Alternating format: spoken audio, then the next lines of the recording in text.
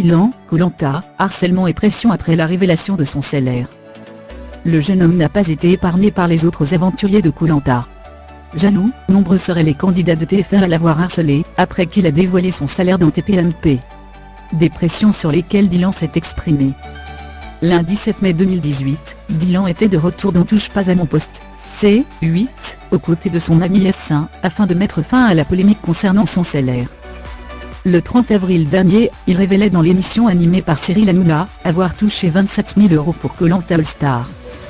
Mais le lendemain, le beau luxembourgeois faisait marche arrière, sur Twitter. J'ai apprécié mon passage sur TPMP en compagnie de Cyril et de son équipe, mais je précise qu'en aucun cas la production de TF1 m'aurait fait du chantage pour démentir mon salaire. Je me suis juste mal exprimé en oubliant de préciser que j'avais touché 27 000 € pour 4 émissions.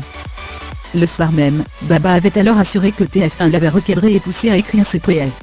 Une déclaration sur laquelle Dylan s'est expliqué: TF1 m'a dit que ça ne se faisait pas de parler d'argent.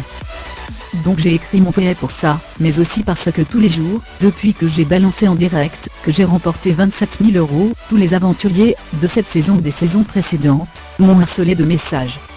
Ça m'a gavé. Mais en aucun cas je n'ai subi de pression de la part de TF1. L'ancien chef des Wakai aurait en revanche subi des pressions de la part de son ancien ami Pascal. Je me suis confié à Pascal sur le camp, je lui ai dit ce que j'avais touché. Et à la sortie, il a mis de grosses pressions à TF1. J'ai voulu mettre les choses au clair, comme ça personne ne met la pression à personne. Pour l'heure, le principal intéressé n'a pas encore réagi à ces accusations.